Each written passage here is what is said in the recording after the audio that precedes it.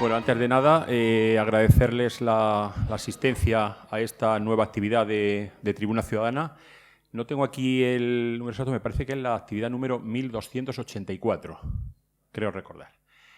Y el otro día asistí aquí a una conferencia de Emilio del Río, catedrático de latín de la Universidad Complutense riojano, y empezó de una manera que yo se la voy a copiar. Decía él que contaba una anécdota de un alcalde de un pequeño pueblo de La Rioja que le dieron un premio en Logroño, en la capital, y cuando fue a recogerlo se dirigió al personal, al auditorio, y dijo: permítame unas palabras antes de hablar. Pues me van a permitir unas palabras antes de hablar para decirles que lo que hoy vamos a celebrar aquí es el último acto del ciclo de conferencias de La Huella del Tigre, que es una actividad paralela al Premio Tigre Juan. Y quiero también anunciar que el día 28 de noviembre, a las 7 de la tarde, en la sala de cámara del Auditorio Príncipe Felipe, con asistencia libre a todo el que quiera ir hasta completar el aforo, pues puede asistir a la entrega del galardón del 44 premio y del 6º certamen joven. Este año tengo que decirles con gran satisfacción que hemos batido todos los récords.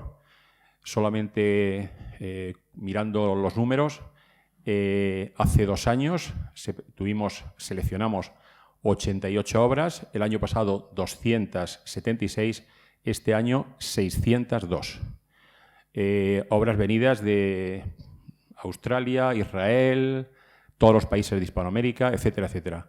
Y esto es en gran medida porque se ha hecho una muy buena labor, sobre todo por parte de los que hasta este año fueron los jurados del premio, que tenemos precisamente aquí hoy a un representante de este jurado, que hicieron una labor extraordinaria durante 10 años, y también gracias al fantástico apoyo que hemos tenido por parte del Ayuntamiento de Oviedo, de la Fundación Municipal de Cultura, que desde hace 8 años patrocina el premio, y el premio ha cogido un auge extraordinario. A veces tengo una sensación de que aquí en Asturias no se le valora como debería de valorarse, cuando a nivel internacional el premio está muy valorado y es un referente dentro de los premios literarios que se conceden en nuestro país. Y después de estas palabras, pues ahora vamos a hablar. Y vamos a hablar de lo que aquí nos ha traído, que es cerrar este ciclo de conferencia, y lo vamos a hacer con la intervención de quien fue el año pasado ganador del Premio Tigre Juan, aquí a mi derecha, Guillén Martínez, al que le doy la bienvenida y le agradezco el que aceptara nuestra invitación.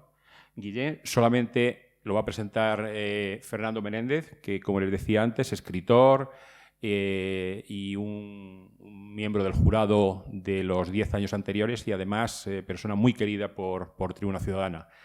Tengo que decirles también que esta actividad se hace en colaboración con la Asociación de Amigos de la Biblioteca de Asturias. Es una actividad conjunta y también está por ahí su presidenta, que no la veo, no sé dónde está, Ángela. Pues muchísimas gracias porque yo sé que también mucha de la gente que hay aquí, muchos de los asistentes, pues son también miembros de la asociación, y por lo tanto muchísimas gracias porque vuestro apoyo ha sido fundamental también para poder tener aquí a Guillén. Como digo, Guillén va a ser presentado por Fernando Menéndez, pero yo solamente quiero decir, porque lo tengo aquí delante, este es el libro ganador del año pasado, Los Domingos, y decía Ignacio Echeverría: Guillén Martínez es uno de los fenómenos más portentosos a los que ha dado lugar el periodismo español en las 3 últimas décadas. Con eso, Fernando, tiene la palabra. Mejor de lo que haya dicho Ignacio Echeverría. Pero bueno, voy a tratar de decir alguna cosa. Bueno, la idea del acto de hoy, que por cierto, yo creo que es la segunda vez que intervengo públicamente en el Club de Prensa desde que se reformó la sala, y cuando vi ahora apagarse las luces a los cines me asusté un poco. Dije, a ver si va a haber una tormenta solar como esta que aparece en la serie de Apagón. Pero no, ya veo que forma parte de la escenografía, ¿no? Pues que, como dice como ha dicho Javier, un año después, es decir, por estas fechas se conocía al que es todavía el último ganador del premio Tigre Juan de narrativa. O sea, no me voy a repetir en todas las cosas que dijo sobre el premio Javier. O sea, junto con otros 4 compañeras y compañeros estuve durante 10 años asumiendo la responsabilidad de jurado del premio y la verdad es que fueron 10 años muy buenos, donde hemos leído libros estupendos y creo que podemos de alguna manera quedar contentos con el trabajo hecho, porque luego pues el tiempo así lo fue corroborando. No obstante, el mérito obviamente fundamental es de las autoras y los autores que escriben esos libros, ¿no? Yo, aparte de deciros 4 datos sobre Guillem, antes de empezar la charla, porque cuando hablamos un día Guillem y yo sobre el acto de hoy, dijimos vamos a charlar sobre los domingos. Yo no voy a hacer una presentación, yo creo que esto cada vez se hace menos, ¿no? Porque creo que es mucho más ágil así y más abierto para vosotros que venís de público. No voy a hacer una intervención, una especie de monólogo y luego Guillem otro. O sea, vamos a mantener una charla que sea lo más suculenta posible, ¿no? Vamos a hacer lo posible porque sea así, pero precisamente por esta dinámica creo que el turno que habitualmente se deja al final para que cualquiera de vosotros queráis intervenir, comentar algo, preguntar, creo, a Guillem le parece bien que es así, que no esperemos al último tramo, sino que desde el primer minuto, cuando os parezca comentar algo, pidáis la posibilidad de hacerlo y yo gustoso, y Guillem gustoso cederá la palabra, con lo cual si os apetece sumaros a algunas cosas que estamos hablando, alguna pregunta que os surja. Aquí hay muchas personas, muchas que han leído el libro de Guillem, porque una de las razones por las que la organización del acto también se sumó a Tribunas o la Asociación de Amigos de la Biblioteca es porque la Asociación de Amigas de la Biblioteca es la responsable de los clubes de lectura de la Biblioteca Pérez de Ayala, y en la Biblioteca Pérez de Ayala se ha leído el libro de Guillem, con lo cual aquí hay unas cuantas personas, no pocas precisamente, que han leído el libro, lo han comentado en su momento y que ahora pues podéis tener la oportunidad de aquellas cosas que comentamos, aquellas dudas que os hubiese gustado plantear, o dudas o cualquier tipo de consideración, pues aquí está el autor para hablar de ello, ¿no? Voy a dar algún dato de Guillem, ¿no? Porque, bueno, es un maratoniano, ¿no? Ya en esto de la escritura y del periodismo, ¿no? Ya lleva corriendo una larga maratón, no es un velocista. Uno entiende con los años que los velocistas son muy espectaculares, te entran por los ojos, pero realmente el gran atleta siempre es el maratoniano.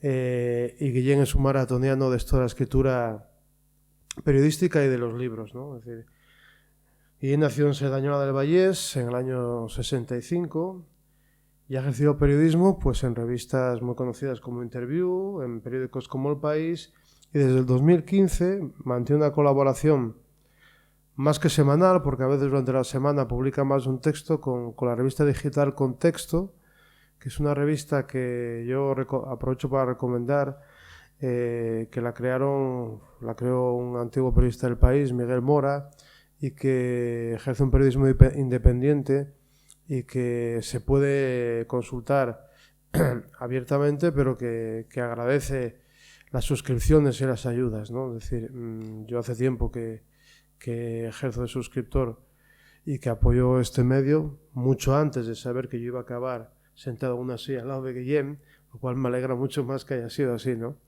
También fue guionista de aquel mítico programa Polonia de TV3, y tiene una serie de libros sobre los que hay que incidir.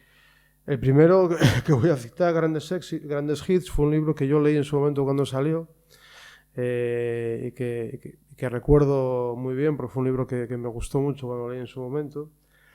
Eso es un libro ya del año 1999, luego podemos hablar, pero ese libro no se volvió a editar.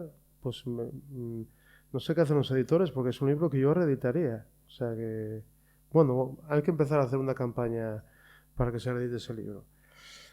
En el año 2004 publica el libro titulado Pásalo, en el 2007 La canción del verano, en el año 2009 Barcelona rebelde, en el 2016 La gran ilusión, en el 2018 57 días en Piolín, en el que se ve ahí un sesgo de un humor muy fino que suele manejar Guillén en muchos de sus textos. Quizá los domingos a lo mejor menos, pero porque hablaremos de ello, predominan otros tonos en el libro de los domingos.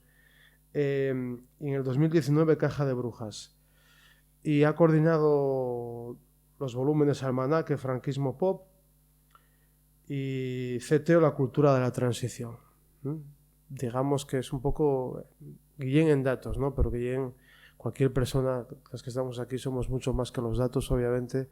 Y yo quería empezar contando un poco la historia, una pequeña historia de cómo Los domingos de Guillén acabó siendo el libro elegido y el ganado del Tigre Juan, ¿no? Es decir, yo creo que no voy a desvelar ninguna cosa extraña, pero es curioso, ¿no? Porque estábamos estábamos en la recta final para decidir los 5 últimos libros que llegaban después de esa carrera que decía Javier, que cada vez es más accidentada y más dura porque cada vez hay más libros por el medio. Y había pues 2 o 3 títulos que parecían tener bastante ventaja, ¿no?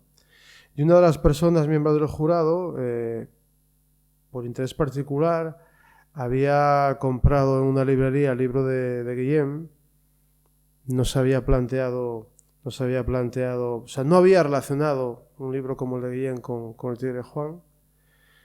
Y cuando se puso a leerlo, automáticamente dijo, este libro, tienen que leerlo nuestros compañeros del jurado, porque este libro podría, es más, en su foro interno decía, debería ganar el Tigre Juan. Una de las sesiones de las últimas, pues ya cuando estaba ya enfilada todo el proceso, pues ya como que de repente alguien diga, oye, que es que acabo de leer un libro que igual estaría bien que leyerais, ¿no? Bueno, fue así, ¿no? Como diciendo, ¿de verdad hay que leerlo? Sí, yo creo que hay que leerlo. Fue leer el libro por parte de todos los miembros del jurado y no hubo ninguna duda. Es decir, por unanimidad supimos que el libro ganador tenía que ser Los domingos. Además había una cosa que a mí particularmente como uno de los miembros del jurado me gustaba, aparte de los valores del propio libro, de los que vamos a hablar ahora, que son muchos, y es que el Tigre Juan, conviene recordarlo, es un premio de narrativa, no es un premio de novela, ¿eh? Y a lo largo de estos años no han ganado solo novelas, ¿no? Y a mí me apetecía, si se diese, ¿no?, el caso que se lo pudiese llevar, si fuese razonable y sin hacer ninguna cosa extraña, que ganase un libro que no fuese una novela, ¿no? Porque yo mantengo la teoría que muchas de las alumnas y alumnos de los clubes de lectura me lo han de decir, que vivimos bajo la bota firme y la dictadura de la novela en la narrativa, ¿no? Y existen otras expresiones narrativas que no es la novela. Es un fenómeno además yo creo muy español, ¿no? Porque aunque es verdad que los cuentos ya se empieza a respetar mucho más, pero todavía no tanto como sucede en otros ámbitos literarios de otros países y de otras sociedades y otros ámbitos editoriales, ¿no? Entonces, además, pues era un libro que era difícil de clasificar y quizá por eso vamos a empezar, ¿no? Porque es un libro un poco que surge, ¿no, Guillén?, como un libro a propuesta de un editor. O sea, Los domingos recoge textos que habitualmente Guillén publica todas las semanas en Contexto, la publicación que cité hace un momento. Se titula Los domingos, aparte de por cuestiones que podemos comentar después, porque se publica en la revista Los domingos, y son textos que tienen un hilo, tienen un tono y tienen una respiración que el editor del volumen, que es Ignacio Echeverría, pues lo vio enseguida, ¿no? Con todo el riesgo que podía suponer, porque no sabemos cómo se hace ese mundo editorial, plantear la edición de un libro de unos textos que que son raros, ¿no? Guillén, el día que nos vimos, el día del fallo del premio, nos dijo, me dice Ignacio Echevarría que quiénes son esos locos que han dado el premio a los domingos. Bueno, pues quizá a lo mejor habría empezar un poco por la historia de cómo es un libro que tú no tenías en la cabeza, que es un libro que surge a partir de este proceso, ¿no? Bueno, este libro nace de un presupuesto, de una cosa que intuía. Supongo que se han dado cuenta de que la bipolarización política es absoluta en todos los ámbitos de la política estatal, autonómico no lo conozco, pero imagino que también, ¿no? Es todo blanco y negro. Después de la pandemia aún es más crispado todo, ¿no? Es conmigo o contra mí, nos irritamos demasiado ante lo diferente, o ante lo no previsto, o ante lo que sea, ¿no? A veces no hay explicación para ello. Y en 2015 preveía que esto iba a ser más gordo. Preveía que lo de Cataluña iba a dar mucho de sí. Preveía cierta evolución española que se está dando, de polarización, crispación y fake, esa palabra tan cotidiana ya. Y pensaba, y creo que tenía razón, por una vez en la vida, es muy feo decir tenía razón, pero en este caso puedo exhibirlo porque es muy inocente. Pensaba que las personas que hacíamos política desde unos criterios muy determinados, los que escribíamos políticas desde determinados puntos de vista, que no eran los esperados por los partidos ni por las instituciones, tendríamos un grave problema personal, que es no saber quiénes éramos. Cuando se te insulta por redes, cuando se te amenaza, se te falta respeto cotidianamente, acostumbras a no saber quién eres. Porque siempre damos la razón a la voz más hablada, ¿no? Y es un grave peligro esto. No sé, aquí hago un inciso, pero la gente joven que empieza a escribir tiene que partir de esta idea que nosotros no teníamos, que es el linchamiento cotidiano en las redes y en los medios, en los otros medios. Y es muy difícil de llevar en la juventud, supongo. Yo no me ha pillado del todo joven, ¿no? Aunque les costará creer, yo he sido aún más joven que ahora. Pero hubiera sido un gran freno para empezar a opinar, a ser libre, a transmitir ideas al lector. Bueno, entonces me encontré ante ese problema y decidí que tenía que hacer un texto a la semana que hablara de mí, de mi biografía y de mis tomas de decisiones íntimas, que son políticas, pero no siempre son la política.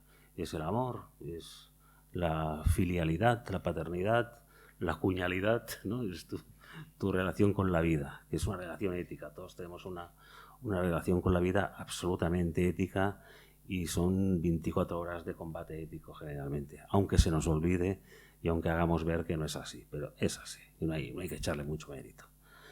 Y bueno, y son en episodios que se iban a centrar en mi infancia, sobre todo, y fueron creciendo y fueron abarcando todos momentos de mi vida, incluso vida de lector, vida de pareja, vida de pues un pequeño recetario industrial de la vida y muchas posturas de la vida. Es el Vida Sutra, ¿no? Este libro. Y esto me ayudó básicamente a no perderme. Llegó el 2017, que fue muy violento, como ustedes recordarán, y llegaron los años posteriores y no me perdí porque sabía quién era, que es importante saber quién eres. Y ese es el sentido del libro, era básicamente eso, construir una cosa. Y lo que me quedé parado es el compromiso que requería. Escribir sobre política requiere cierto compromiso, cierta valentía, ¿sabes? Quién te va a morder el cuello, quién no. Pero esto otro, y escribirlo en público y a tiempo real, pues requiere otro tipo de valentía que yo desconocían completamente, y eso que siempre he escrito en primera persona, pero utilizar la primera persona con astucia para entretener, disculpar otros puntos de vista, pues la gestionaba para el periodismo. Y esto es otra cosa, esto es una gestión muy dura, en ocasiones muy dura, sobre tu vida. Y era un trabajo además muy total porque empezaba los lunes Los lunes escribía como unas 5 hojas y los domingos es cuando se publicaba y se publica, pues acostumbra a ser menos de una hoja. Es un trabajo de depuración y generalmente incluso de encontrarte razones y explicaciones y momentos biográficos que no sabías que eran esos. Por ejemplo, empezabas a escribir solo un acto, un suceso que te pasó en el colegio, por ejemplo, y al final, cuando lo entregabas el sábado o el domingo, veías que era otro acto, que habías vivido otra cosa diferente a la que habías pensado toda la vida, y que la grandeza estaba en otro punto que ignorabas, y la miseria estaba en otro punto que ignorabas, y la sorpresa estaba en otro punto que ignorabas. Y les recomiendo que piensen en su vida así, a partir de sorpresas, porque verdaderamente la vida es lo que te formulas, no es lo que te has vivido. Lo que te has vivido a veces no te lo formulas y haces muy bien en no formulártelo. Pero cuando te lo formulas, pues en ocasiones no tienes razón. Lo formulable, lo importante, es una esquina que ignorabas. Generalmente es otra persona que ignorabas o que ignoraste. Y esa otra persona que eres tú. Pero... Pues no sé si te he respondido. Sí, vamos, respondiste, claro que respondiste. No, tomando algunas de las cosas que acabas de decir, mira, no había surgido el tema nunca. Me gustó mucho escucharte cómo elaborabas la columna, ¿no? Cómo era un proceso de depuración, ¿no? No un proceso de tener una diana y a ver si soy capaz de acertar en el centro de la diana, que es otra manera a veces de concebir este tipo de textos, ¿no? Y me gusta esto que contaste porque de alguna manera lleva de la mano un proceso de conocimiento, ¿no? Porque lo que estás ahora describiendo, Guillem, es el claro ejemplo de cómo la escritura a quien escribe le sirve como un proceso de conocimiento. Es decir, tú mismo acabas de expresar esta paradoja, ¿no? De que uno piensa que es lo que era y no lo que realmente te descubres.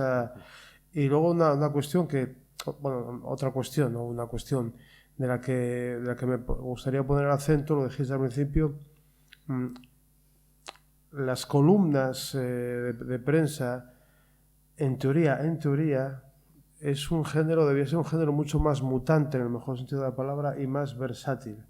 Lo que pasa es que estamos demasiado acostumbrados, me parece, a esta dinámica del columnista, la columnista que suba al púlpito, y se dedica a predicar. Luego nos gusta lo que predica o no, o discutimos con ello. Tus columnas, o sea, difieren totalmente de eso. Es decir, hay un proceso de valentía literaria y de escritura de mostrar tus incertidumbres y tus indefensiones. Eso me parece una de las cosas más atractivas de estos textos. Y en ese sentido, no tiene nada que ver con lo que estamos acostumbrados a ver, y pensaba yo, no sé lo que opines al respecto, que es clave también el hecho de que tú lo publiques en un medio que tiene mucha más flexibilidad y mucha más agilidad y tiene una mentalidad más abierta para publicar columnas como las de los domingos. Es decir, implícitamente estoy pensando, una columna así se podría publicar en un periódico ortodoxo tal como lo entendemos. Yo creo que sí. Yo incluso creo que en las próximas décadas vamos a asistir a un cacao de géneros formidable y a una muerte de varios, no de este periodismo, de varios periodismos, y supongo incluso el mío en algún momento. Pero va a haber un cambio muy grande, porque los medios ahora, por ejemplo, y luego sigo respondiendo a tu pregunta, son muy raros. Los medios hablan de las personas que leen medios, no hablan de la vida. No hablan de la política, ni tan siquiera hablan de la política. Es imposible entender la política española, europea, la guerra de Ucrania, leyendo medios. Es así de bestia. Es dramático. Es dramático. No había pasado en ninguna guerra. Bueno, sí, había pasado en varias guerras, pero en las 2 guerras grandes no pasó. En la guerra civil española no pasó. El bando republicano, por ejemplo, fue muy valiente con la censura, y sobre todo con el humor gráfico, hizo unas cosas que imposibles de hacer en una guerra, que ahora no se hacen. Y no se hacen porque informan a una persona que lee medios, no que quiere saber. Es una cosa muy rara. Y luego se junta con y con esto ya empiezo a contestar tu pregunta, se junta con un hecho terrible del periodismo. Yo soy un fanático de Larra, me gusta mucho Larra. Y Larra es muy difícil de leer hoy en día. Podría decir aquello, lean a Larra. No lo lean. Si se les cae de las manos, no lean nada que se le caiga de las manos. Pero Larra tiene, y eso es lo formidable, tiene genialidades.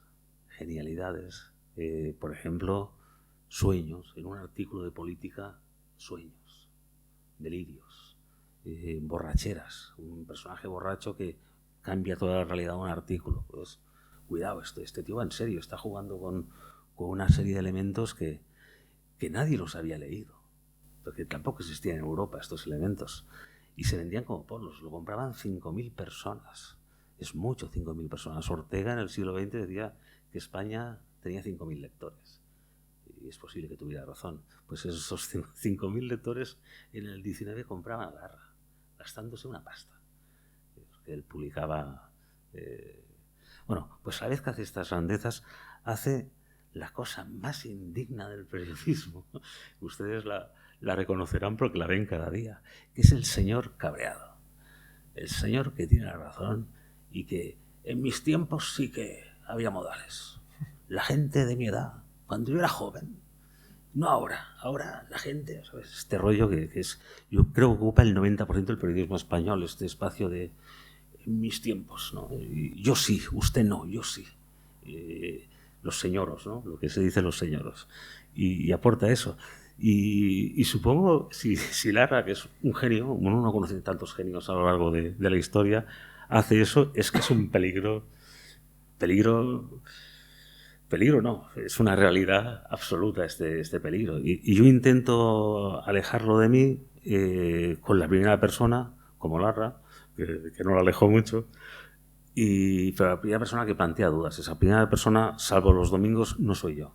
Es un personaje parecido a mí, que le pasan cosas divertidas para enganchar al lector, tiene muchos problemas con la realidad y hace chistes, ¿no? Lo cual te permite hablar de la brutalidad de la política y te permite que el lector sepa que es un punto de vista, que no es el señor cabreado, que dice que te va a explicar lo que en verdad está pasando, porque yo sí y tú no, ¿no? Y ese es el mecanismo. Pero sí, es un hecho y es muy latino. Francia es así, Italia es así, Portugal no tengo ni idea. En el periodismo inglés de opinión lo toco poco, el americano hay gente así, gente formidable. Gore Vidal era así, pero Gore Vidal hacía genialidades cuando era viejo.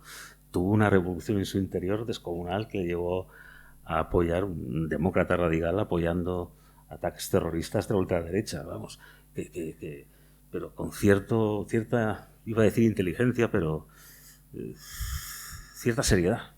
Es sorprendente, pero estas cosas pasan en América, pasaban, ahora no es tan sorprendentes los trasiegos, ¿no?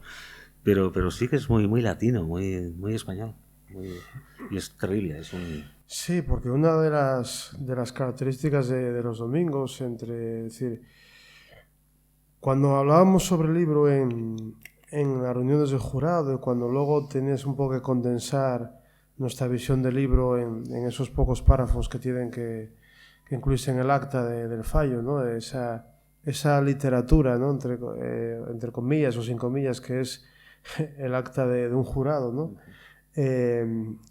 Hablábamos de que los textos de los domingos era fácil verlo como una especie de álbum de escenas o un álbum fotográfico, ¿no? Y en ese álbum donde el lector, la lectora, como comprobasteis muchas, va encontrándose con escenarios y va encontrándose con situaciones en las que siente más familiaridad o menos, pero eso forma parte del juego también. La conclusión, uniéndolo, hilándolo con lo que acabas de decir, es que es un libro, también es más cosas, muy político, o sea, habla mucho de política, pero habla de una manera, como estás poniendo, Guillem, muy distinto a como estamos acostumbrados, ¿no? Se me ocurre una expresión que a lo mejor no es muy afortunada, como de una manera diferida. Es decir, recuerdo un texto que se titula Trump, que en realidad habla de Trump, pero no cita a Trump en ningún momento, ni siquiera cita situaciones cercanas o directamente relacionadas con Trump. Pero cuando acabas de leer el texto dices, caray, este señor está hablando de Trump. Y está hablando Es decir, hay muchos textos que lo que te muestran es como, no sé qué te parece bien, como una especie de magma, como una especie de sustancia que es la que se está moviendo ahí, la que muchas veces tenemos que chapotear y tenemos que movernos entre ella, ¿no? La habilidad que tú tuviste para captar eso precisamente a través de esa maravillosa primera persona, que en teoría a veces se recomienda que no escribas en primera persona porque entonces te echas el narcisismo al cuello y ya no te lo quitas. O sea, construir una primera persona, como en el caso de los domingos, que es cualquier cosa menos narcisista, me parece, desde el punto de vista estilístico, y si me apuráis voy a hacer una expresión horrorosa de la moral de la escritura, un grandísimo mérito. Oh, pues muchas gracias. El descubrimiento del lío y el esfuerzo, porque te esfuerzas en descubrimientos, inventas poco, vas viendo qué cosas funcionan y tiras para allá. Es descubrir que pues a lo tonto he escrito mucho sobre bibliografía, en artículos políticos y en estos. Y es descubrir la sopa de ajo. Pero la sopa de ajo son importantes porque ya nadie come sopa de ajo, ¿no? Todo el mundo come sopa de ajo deconstruida. La sopa de ajo en las biografías es muy importante y tan importante como para esculpirla en mármol, ¿eh? Y es que todos somos iguales. Es el descubrimiento más extraño y certero que he descubierto en mi vida. Todos somos razonablemente iguales. Todos tenemos en esta sala biografías diferentes, nacimientos diferentes, educaciones diferentes, opciones diferentes, pero somos tan iguales. Es tan anecdótico lo que nos separa. En nuestra vida sentimental es tan parecida la una a la otra que da como canguelo, es sorprendente. Ahora que estamos en un siglo no solo de nacionalismos, sino de micronacionalismos, nacionalismos del yo. Yo soy diferente a ti, yo tengo una serie de problemas que tú no tienes y jamás podrás sospechar. Pues no es cierto. Los perseguidos se parecen, son iguales y todos tenemos algo de perseguidos. Los vendedores se parecen y todos tenemos algo de vendedores. Los dubitativos se parecen y todos somos bastante parecidos. Y les recomiendo para practicar una suerte de budismo barato y diario que piensen en ello. La persona que le vende el pan no es tan diferente a usted. El político que le vende una moto tampoco es tan diferente a usted. Somos muy parecidos. No existen grandes sesgos en ese sentido. Hay una noticia muy buena. En el libro hay mucho interés sobre la antropología y la evolución. La evolución está cambiando, en los últimos 30 años ha cambiado absolutamente. Se han encontrado más fósiles humanos en los últimos 30 años que en toda la historia. Ahora se sabe mucho y estamos a punto de saber más. Se sabe que el bipedismo empezó en Europa. Esto es sorprendente. Se consolidó en África, pero en Grecia parece ser que pasó algo. Bueno, en Grecia, en la actual Grecia. Entonces sería un solar, ¿no? En África han pasado muchas cosas formidables, hasta el punto que, sin encontrar fósiles, se ha encontrado ADN de otras especies en nosotros, en África. La persona más antigua, con un ADN más antiguo del mundo, es un ADN de cerca de 600.000 años. El Sapiens tiene 200.000 o 300.000, según se ha demostrado hace posiblemente un año. Se demostró que igual tenía... En Asia han pasado cosas fabulosas. Se especula que hay homos en Asia desconocidos y que irán apareciendo. Nosotros mismos en este salón tenemos varios tantos por ciento de ADN de especies extinguidas y que nos dan características determinadas como el cabello que no se ha rizado, que es una barbaridad, una originalidad euroasiática muy buena. Bueno, pues todo eso va acompañado del descubrimiento de cómo vivían esas personas. Y no paran de darnos buenas noticias.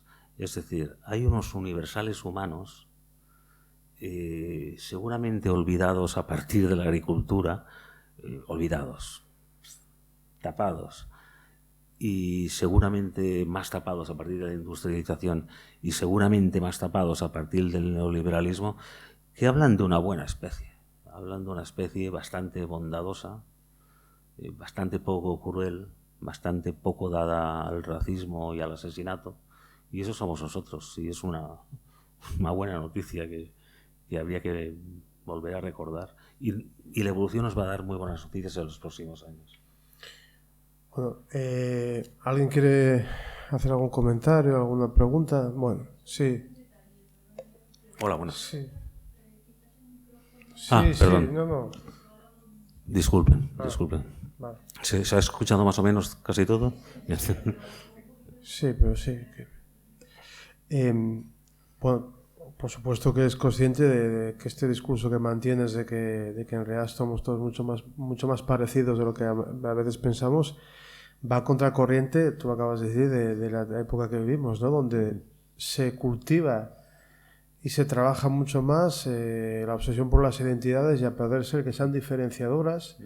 Y si son diferenciadoras beligerantes, como que puntúa más, ¿no?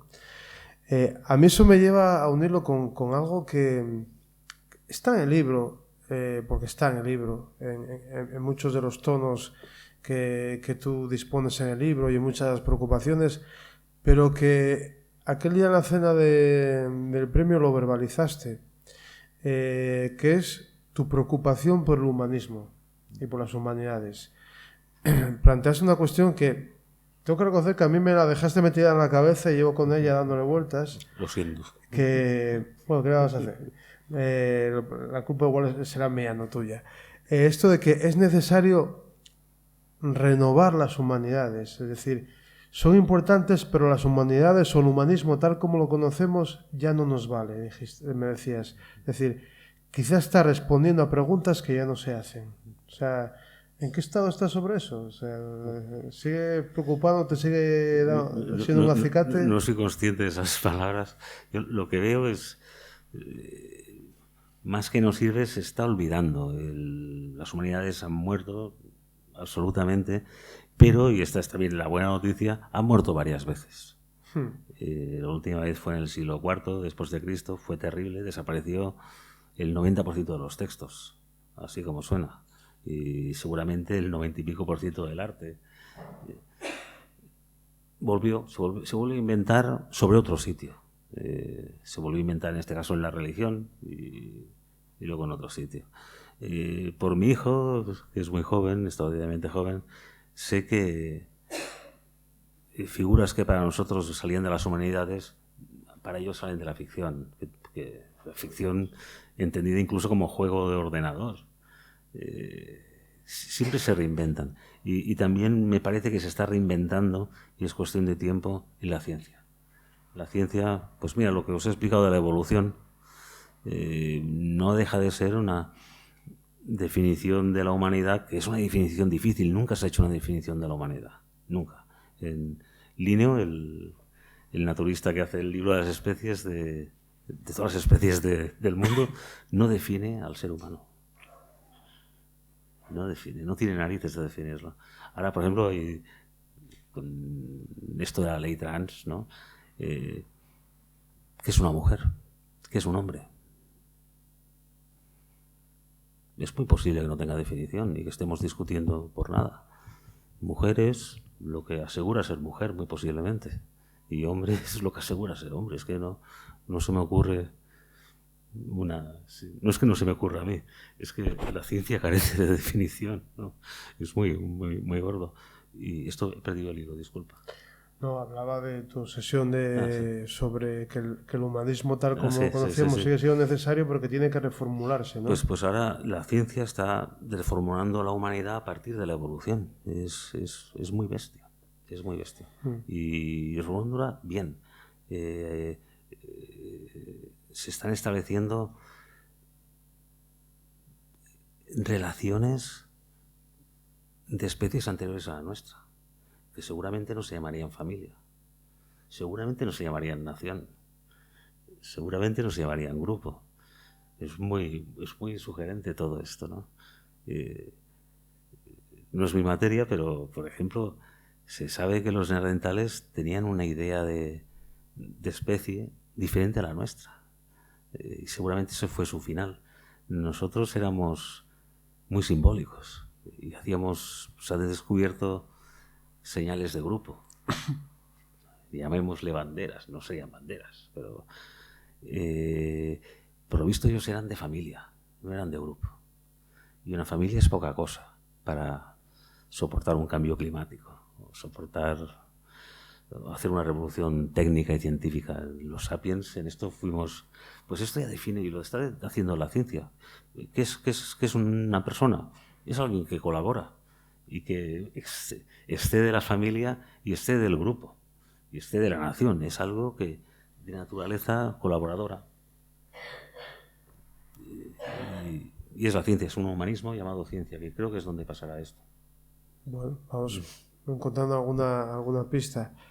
Cambiando de temas, sin salirnos del libro, el posible retrato que se extrae de la lectura del libro del autor, hay un elemento que para mí particularmente me interesó mucho, que es el retrato cuando mira hacia la infancia, hacia la juventud, el retrato que tiene que ver mucho con la conciencia de clase, pero el retrato de un chaval o de un crío de un barrio obrero, donde parte de su educación sentimental, y no solo su educación sentimental, se asienta sobre eso, ¿no? Sobre lo que significaba y aprender desde muy pronto lo que costaba ganarse las perras, esa conciencia, cualquier conquista en un baldío, un escampado, pues podía ser la conquista del oeste, ¿no? Todo eso está en el libro, ¿no?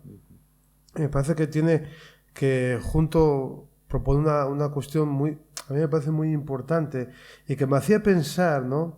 en otras literaturas catalanas y barcelonesas, ¿no? Que tiene un poco también que ver con cierto charneguismo también, con cierto espíritu de barrio obrero, ¿no? No sé cómo lo ves tú eso.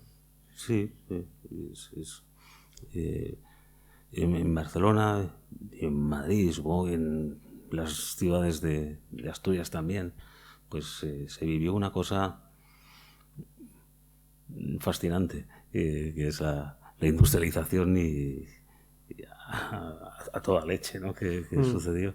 Es un capitalismo muy raro, porque creó unas sensaciones que no se han vuelto a producir.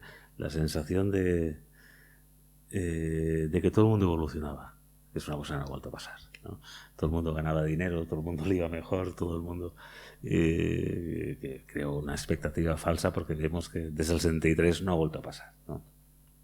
Y eso me he dado cuenta que es parte de mi infancia, ese creer que éramos todos iguales y que todos nos iba a ir muy bien, y ese optimismo que ustedes lo han vivido por vivir aquí, que da la inmigración. La inmigración es un chute de energía formidable, formidable. Allí donde hay inmigración, si es bien tratada, hay una energía mágica.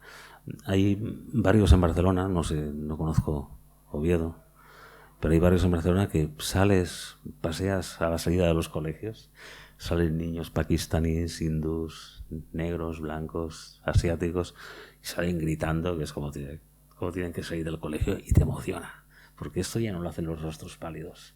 Esta alegría de hemos venido aquí a comernos el mundo. Me recuerda a la inmigración que viví yo. Mi pueblo era de 4.000 habitantes, y cuando nací, cuando me escolaricé, eran 40.000 o 50.000. Es una cosa que solamente pasó aquí, llega a pasar en Suecia, se vuelven locos. Aquí el sur lo aguanta todo, ¿no? Pero es ese optimismo y esa vitalidad que la ves en América, la ves en sitios que han tenido y que es formidable. Es formidable, y a los rostros pálidos se nos olvida, yo creo, y ves que el mundo ya no es nuestro.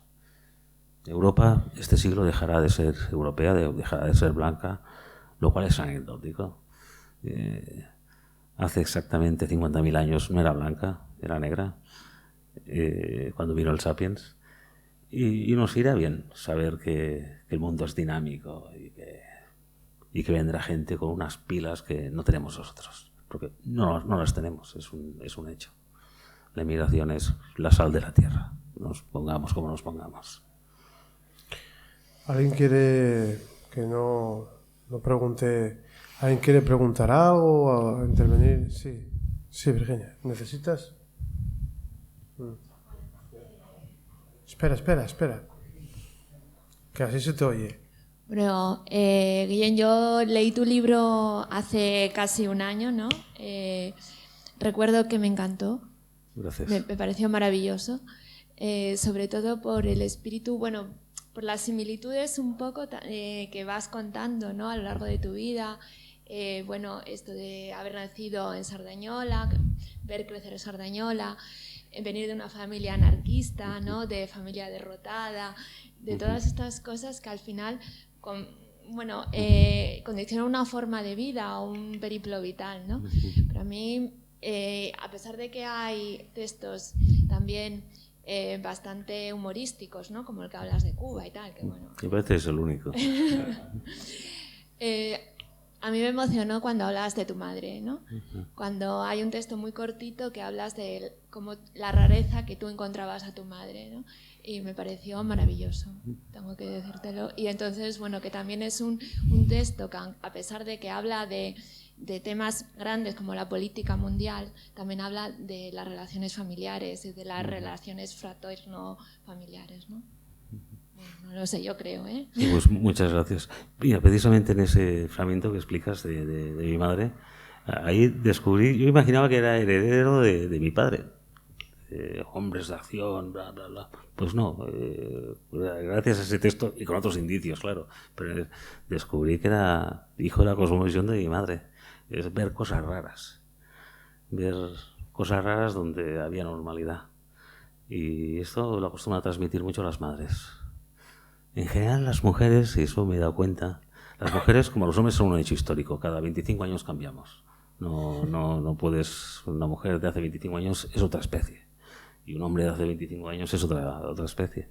Pero las mujeres, y sobre todo de la generación de mi madre, tenían una cosa muy antimasculina y que no existía entre los hombres y que es terrible y fascinante, que era la confesión del fracaso, no tener miedo a fracasar.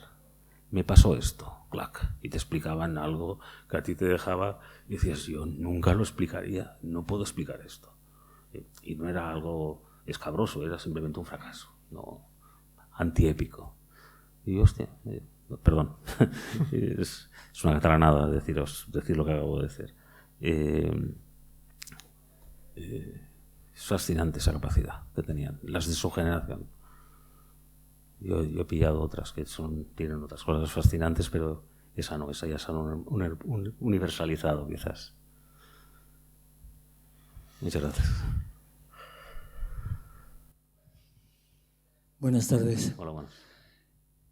Me pregunto por qué los periodistas o los columnistas, yo llevo 55 años escribiendo en esta casa, con casi 20.000 trabajos. Bien.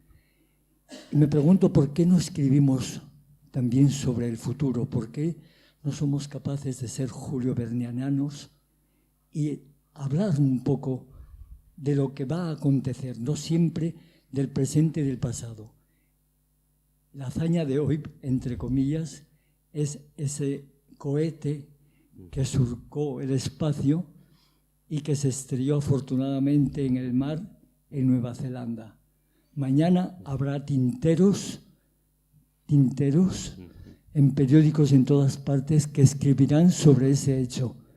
¿Por qué no somos capaces de escribir sobre la cantidad de material que hay en torno a la Tierra y en torno a todas partes?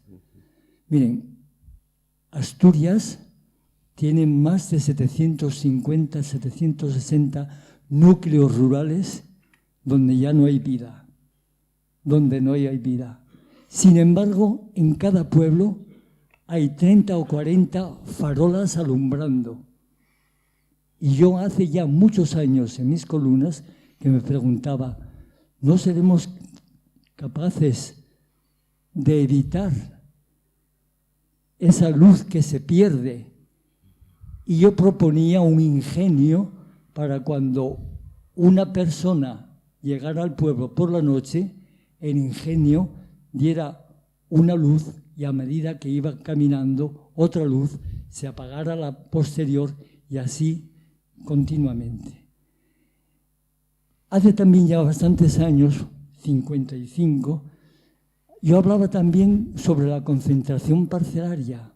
la importancia, porque me enorgullezco de ser montaraz y de vivir muy de cerca los problemas de los payeses que decís en Cataluña y aquí de los paisanos. Pues bien, hasta el día de hoy, y ya fue reflejado por Jovellanos, no somos capaces de escribir realmente sobre este tipo de cosas y aventurarnos un poco al futuro. Aunque nos estrellemos, no tiene importancia. El caso es no escribir siempre sobre el presente o sobre el pasado. Yo leo con gusto las columnas. Para mí mi gran columnista es Manuel Vicent, por ejemplo, y entre otros. Pero deberíais escribir, dar ideas sobre el futuro. Necesitamos realmente ideas para que incluso los propios alcaldes, los concejales... a propósito, esa idea que yo plasmé en la Nueva España hace 10 o 15 años se llevó a cabo en un pueblo con el ingenio. Se apagaban las luces a las 7 de la tarde y no se volvían a encender, salvo que una persona tuviera que ir a ordeñar, se encendía la luz y a medida que iba caminando hacia su casa, se iban encendiendo y se iban apagando detrás. Yo creo realmente, las columnas son hermosas, son bellísimas cuando están muy bien escritas, dicen muchas cosas, pero siempre es sobre el pasado o sobre lo cotidiano. Yo invito realmente a escribir sobre cosas que van a ocurrir. Antes se ha dicho, dentro de 2 o 3 decenios va a haber, no recuerdo ahora muy bien, pero lo has dicho. Desgraciadamente, dentro de 3 decenios, el papel será mojado, no habrá. No sé lo que será ni el periodismo ni la columna.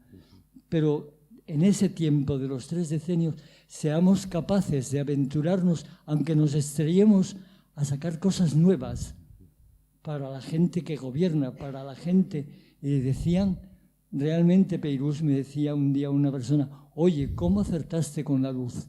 Y la luz ahora, veremos cómo vamos a terminar este invierno con los apagones y demás. Eso es todo. Muchas gracias. A usted. Yo le felicito por su idea, parece brillante, pero difiero, simpáticamente difiero. El periodismo siempre habla del futuro. El periodismo siempre habla del futuro, siempre, siempre. Incluso cuando lo niega, incluso cuando se obsesiona con el pasado, que es una cosa muy española eso. De obsesionarse por tiempos pasados que siempre fueron mejor. Como ustedes sabrán, la vida útil. Cuando uno dice la palabra siempre, alude a 25 años, no alude a más. Y con nuestros 25 años a cuestas sabemos que no todos los tiempos pasados fueron mejores. Más bien, no. Incluso hubo muchos peores, ¿no? Y aparte de lo día pasado, y esa es la otra problemática del periodismo, es que tiene un deber muy antipático que se confunde con el ya te lo dije. No tiene, ningún caballero bien educado, ninguna dama bien educada debe decir jamás en la vida ya te lo dije. Y usted queda descalificado cuando lo dice. No se puede decir eliminado. Quien dice ya te lo dije tendría que volver a la casilla de salida. Pero tiene que informar de lo que ha pasado. Es decir, que nadie puede decir no lo sabía. Y no lo estamos consiguiendo. No lo estamos consiguiendo porque estamos en la última etapa del neoliberalismo, durará más o menos, se está rompiendo no con la guerra de Ucrania, pero sí con el tiempo que coincide con la guerra de Ucrania, que es la crisis de combustibles, la crisis que es gorda, no tiene solución, y la crisis climática que es gorda y no tiene solución. Y se están cambiando cosas. He perdido el hilo ahora. Y todo esto era para el futuro. Sí. Pues no se puede hablar de esto porque el público mundial las sociedades están rotas. El neoliberalismo ha fastidiado bastante al mundo. No es opinable, es así. No ha aportado soluciones, ha roto sociedades. Las sociedades divididas son las únicas en las que puede triunfar proyectos económicos que no producen riqueza, que producen pobreza. Y nadie lee nada que no le represente. Nadie lee al contrario. Estamos divididos en bolsas de lectores sin contacto. La crisis climática es un problema muy gordo, no es literario, no es un problema de hippies, es bestia. Un ejemplo, solamente un ejemplo que espero que a ustedes les ponga los pelos de punta. Si les gusta el champán, cosa que espero, y que espero que lo prefieran por encima del cava, que Josep Pla calificaba como champán con gusto a barro, y es así. Sabrán que el champán se cultiva en Reims, en Champagne. Bien, pues están comprando terreno las bodegas en el norte de Inglaterra, porque calculan que ese será el clima de Champagne en 30 años. Conocen dos denominaciones de origen muy buenas, que son Priorat y Panadés. ¿Los conocen? Priorat se lo recomiendo ya. Tírense a la piscina del Priorat y ahorrarán muchas insatisfacciones en su vida. Están comprando terreno, están en Tarragona, tocando a Valencia. Están comprando terreno en los Pirineos. Y están comprando terreno más allá de los 800 metros de altura que los romanos decían que era el límite del vino. O sea, esto va en serio. Sí, pero solamente lee las personas que lo saben, no las personas que no lo saben. Ha habido matanzas en Madrid y Cataluña en las residencias. Matanzas. No tiene nombre esto. Esto es superar los derechos humanos. No pasaba, voy a decir algo categórico y no es tertuliano. Es terrible. No pasaba esto desde los años 40. Se ha matado a grupos de personas. No pasa nada. Nadie lo leerá. Solamente lo leerá la gente que lo sepa. No irá a juicio nunca. Se han pasado 8 pueblos. Esto no se puede hacer. Pasó lo mismo en Italia y pasó lo mismo en Francia, pero con menor grado. En Cataluña y en Madrid se hizo un decálogo por escrito. Esto es lo último. No se puede hacer un decálogo condenando a grupos de personas.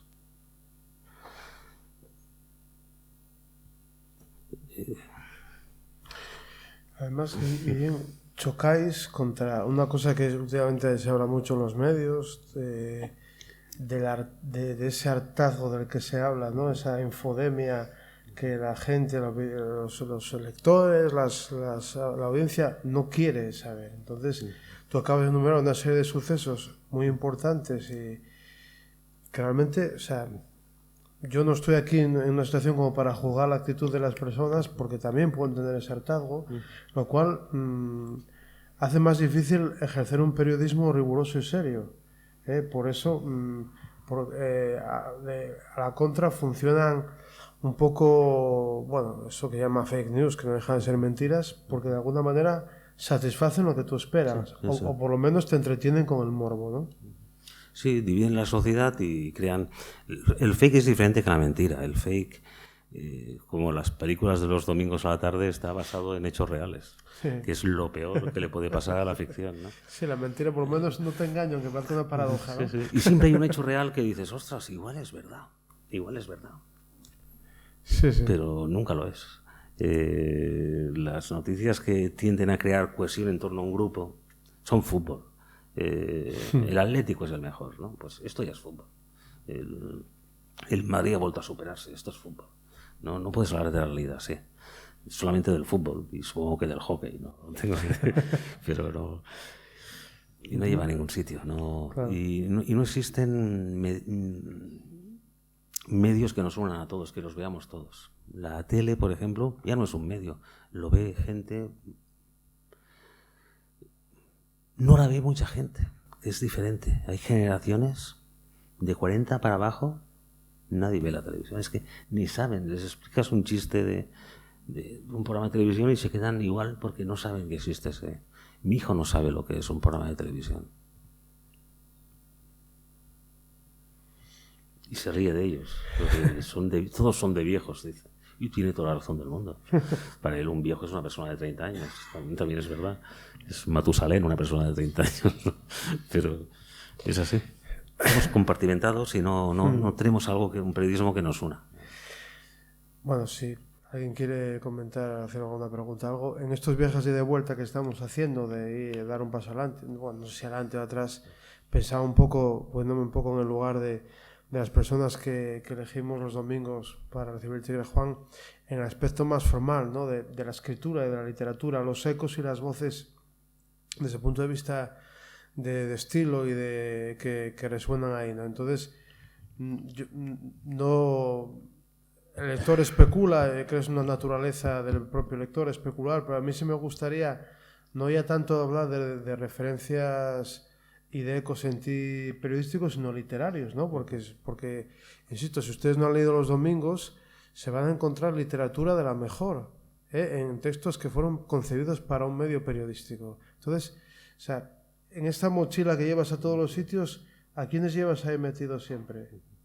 Pues nadie, uno nunca lo sabe quién lleva metido siempre. Leyendo el libro me he dado cuenta que Homero es importante, muy importante. Lo citas varias veces. Sí, sí, y además, la primera vez que leí a Homero, pues podía tener 15 años y vi Actos, ¿no? Una película.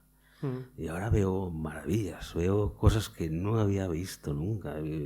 Los dos Aquiles que salen en la Odisea y en la Ilíada son tan diferentes y te explican el envejecimiento. Era una cosa que ignorabas cuando tenías 15 años y que lamentablemente empiezas a saber. Y la manera de narrar.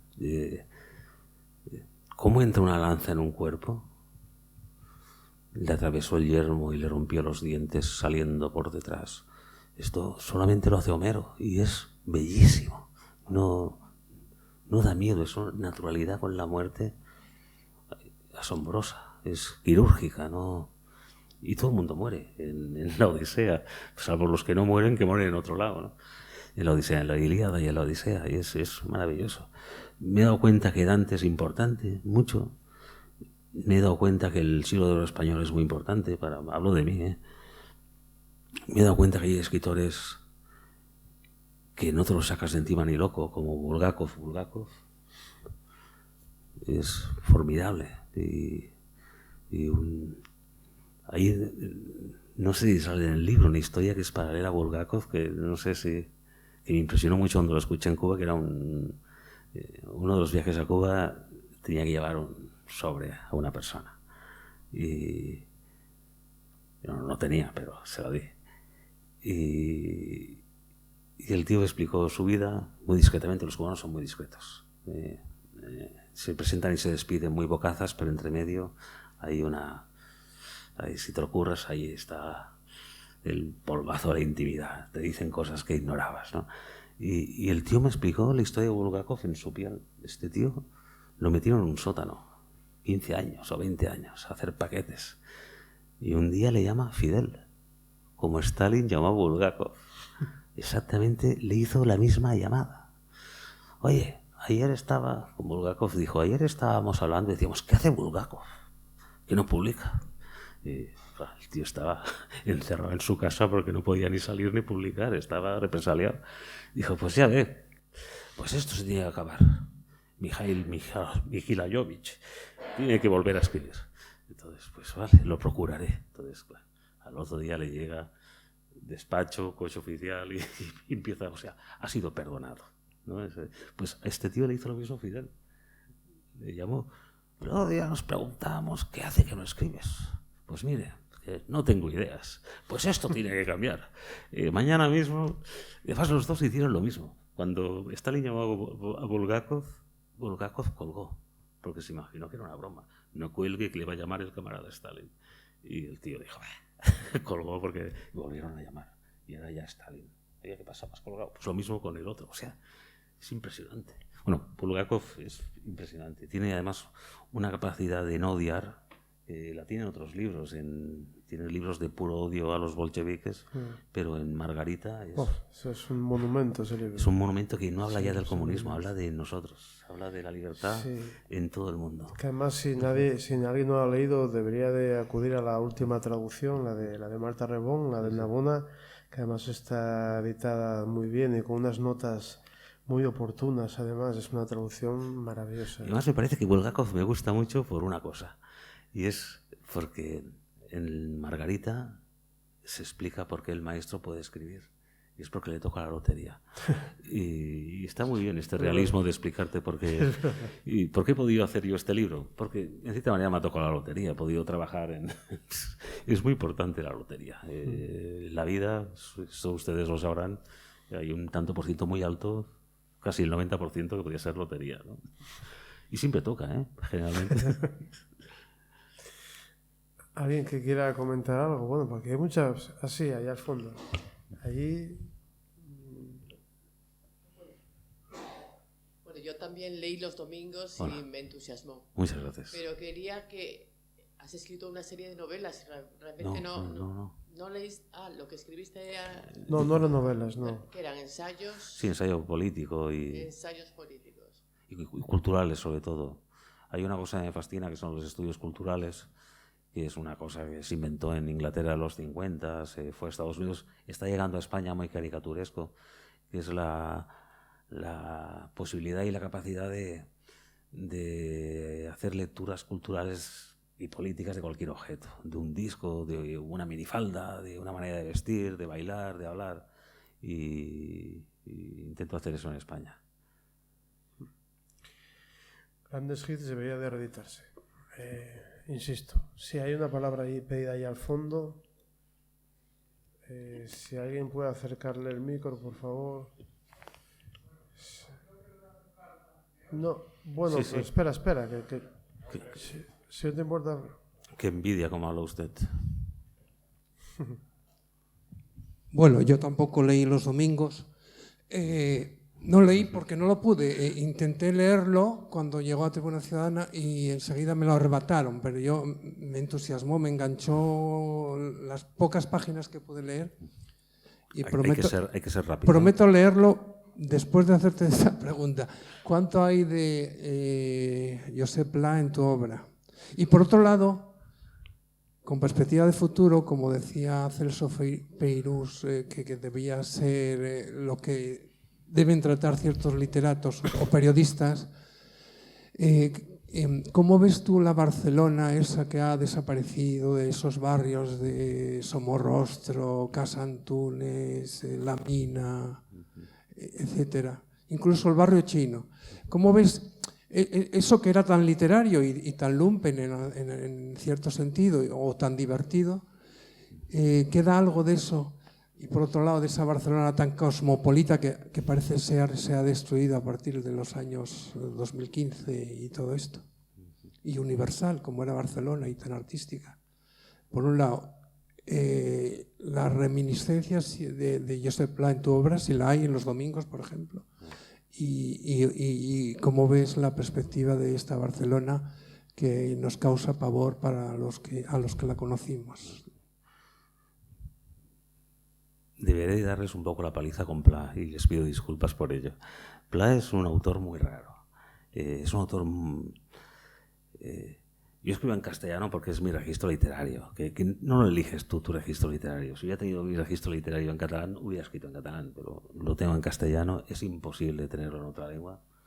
Conrad lo tenía en inglés y era polaco. No hay que obsesionarse mucho con tu registro literario. Tienes el que tienes y tampoco lo eliges, ¿no? Dicho lo cual, Pla es, yo creo que es exclusivamente catalán, tiene poco interés en castellano, diría. No sé, ustedes lo habrán leído en castellano, ustedes sabrán.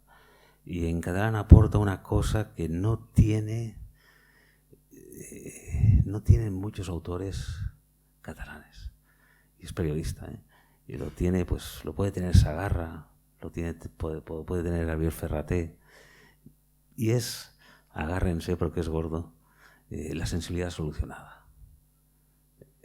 Solucionada. Es un hombre que sabe lo que le gusta. Y lo ejerce. Le gusta, interrumpe sus artículos que son diáfanos, son escritos en un catalán diáfano, transparente, sujeto, verbo, predicado, muy pocos adjetivos, muy chulos, como colosal y magnífico, pues son buenos adjetivos. Y, por ejemplo, dice cosas en mitad de un artículo.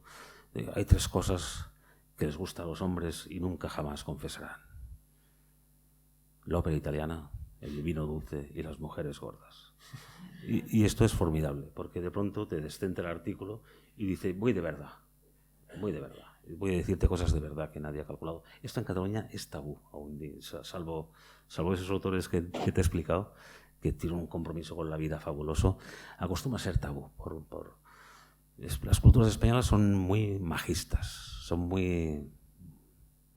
Se retrotraen a una idea maja de su cultura, ¿no? Como no tengo ni idea de Asturias, lo diré con los asturianos. Ser asturiano es esto, no es esto, es esto. Ser madrileño es esto, no es esto, es esto. Y ser catalán es esto. Son ideas muy cerradas. Y la idea de Cataluña, pues, por lo que sea, tiene problemas con la sensualidad. La sensualidad no está solucionada.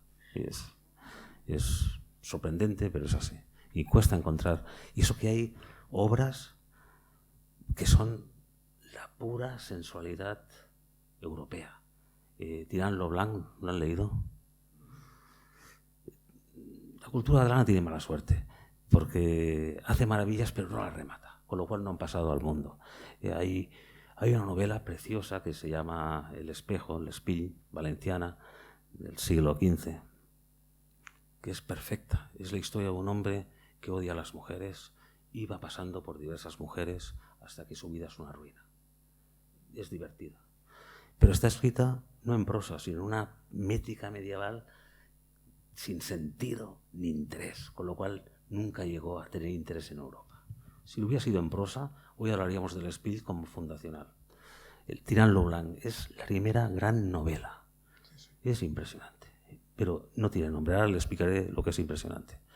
Si les doy la paliza, recojo velas. Es absolutamente sensual. Es todo, iba a decir sexo, pero no, es algo mejor que el sexo. Es el sexo explicado. Es una maravilla. No paran de haber juegos, en el fondo son juegos cortesanos, que se localizan en Estambul, en un Estambul que está siendo defendido por Tirant lo Blanc frente al turco, pero en realidad es Barcelona. En realidad es la corte de Barcelona. Son juegos sensuales, de tacto, hacen el amor de maneras fantásticas, divertidas. Es impresionante. Pero es que no tiene nombre. Yo en mi vida he visto nada igual. Pero el precio es muy alto, porque va acompañado de capítulos larguísimos, medievales, no modernos, estos son modernos, sobre por qué la cruz es tan importante en el arnés del caballero cristiano. Que evitan que esto llegue... Bueno, pues Pla es de esa tradición de la sensualidad resuelta, que es... no estoy al corriente de ediciones del Tirant lo Blanc en castellano, pero si encuentran una depurada en la que desaparezca todo lo cristiano y lo medieval y solamente aparezca las historias de amor, tírense de cabeza, porque no van a leer nada igual.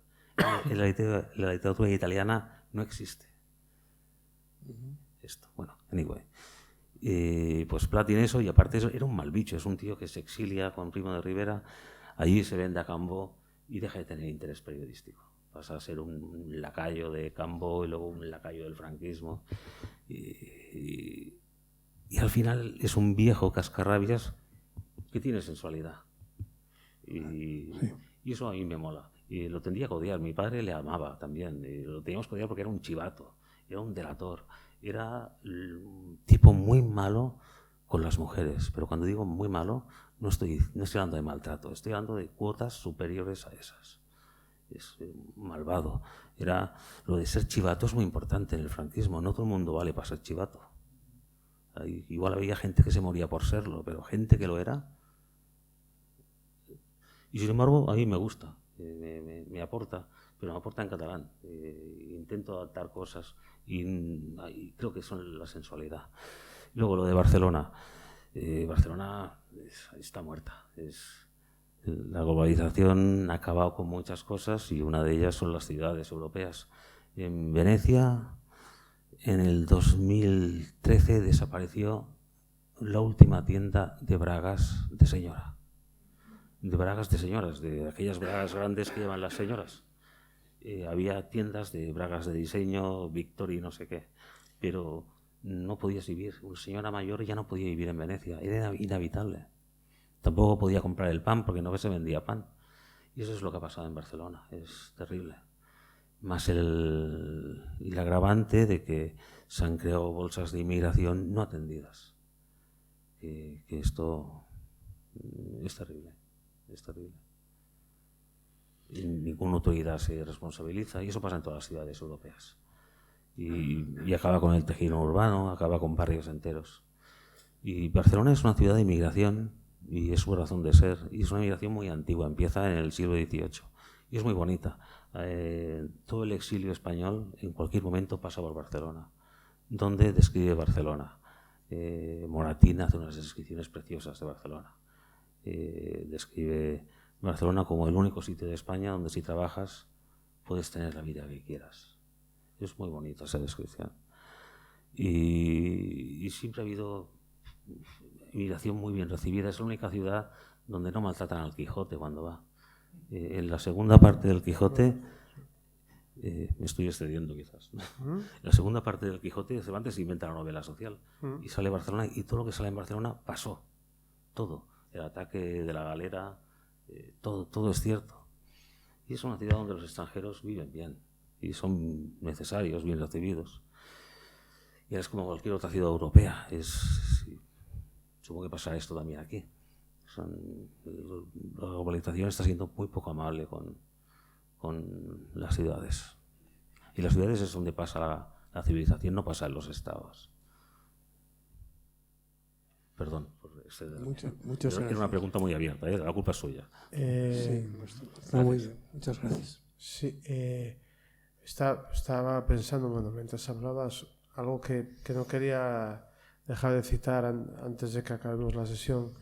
Es decir, si es una percepción del lector que no tiene por qué coincidir con la intención tuya cuando escribiste Los Domingos, si es un efecto del conjunto del libro, pues claro, aquí hay una labor de editor evidente. O sea, Ignacio Echeverría es quien selecciona los textos, aunque con tu existencia, ¿no?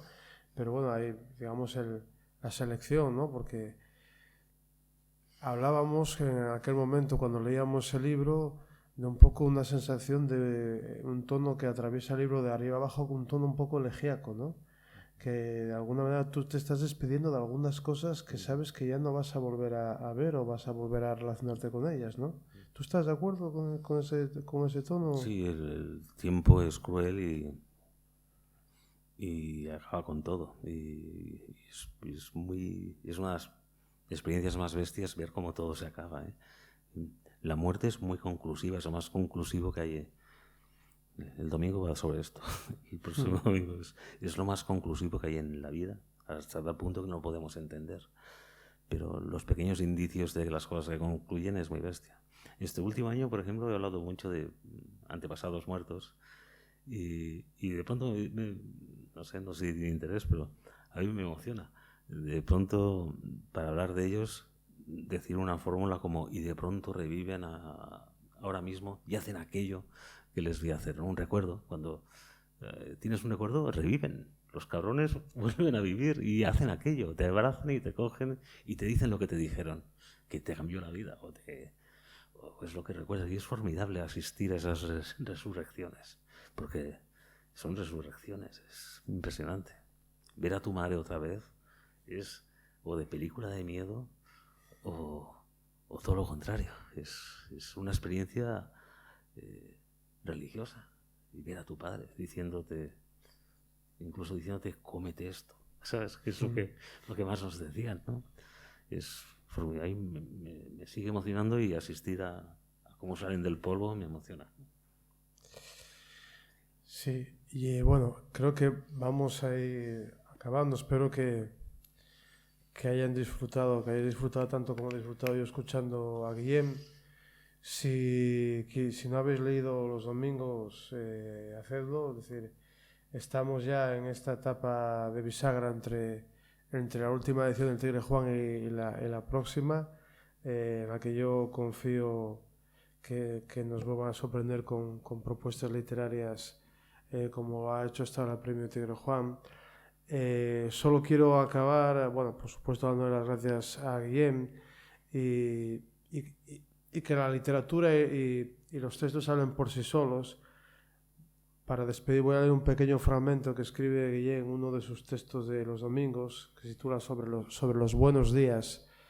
Porque bueno, yo creo que igual que hacen en las presentaciones de discos que tocan algún tema, bueno, por lo menos para escuchar un pequeño fragmento, ¿no? La civilización no es mucho más. Consiste en eso, en decir pequeñas mentiras. Eso salva al mundo.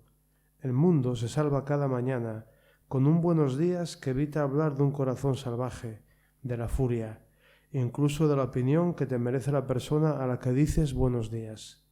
Es preciso defenderse de la brutalidad con un buenos días. No cuesta nada, pero costó miles de años acceder a esa forma de civilización aún frágil. Esto es una pequeña pizca de los pequeños pero grandes prodigios que uno puede encontrar en los domingos. Nada más. Bueno, después de hablar, permítame unas palabras. Yo traje aquí el último volumen que hemos publicado de La sombra del tigre, que es otra actividad paralela al Premio Tigre Juan. En este caso son los mejores relatos del certamen joven. Y yo quiero, ya que está aquí, agradecerle a Guillén porque ha sido muy generoso y para completar los relatos de los jóvenes, pues están precedidos de unos relatos de él que pertenecen precisamente a los domingos. Muchísimas gracias porque tu generosidad pues ha hecho posible también el libro. Y yo nada más que, bueno, agradecerte otra vez el que hayas estado con nosotros, emplazarte para una próxima ocasión porque ya Tribuna es casi tu casa, y a la Asociación de Amigos de la Biblioteca de Asturias, Ángela, pues muchísimas gracias por haber podido colaborar con nosotros en este acto y poder traer aquí a Guillén. Y Fernando, muchísimas gracias como siempre por estar siempre aquí a nuestro lado para poder colaborar. Gracias. Y ahora, como siempre, al terminar tenemos una cena pincheo ahí en el Hotel Ramiro I. Toda aquella persona que quiera sumarse pues puede hacerlo, lógicamente cada uno pagando su cuota. Entonces, nada, ahí nos vamos a ver y podemos seguir hablando con Guillén. Muchas gracias y hasta la próxima.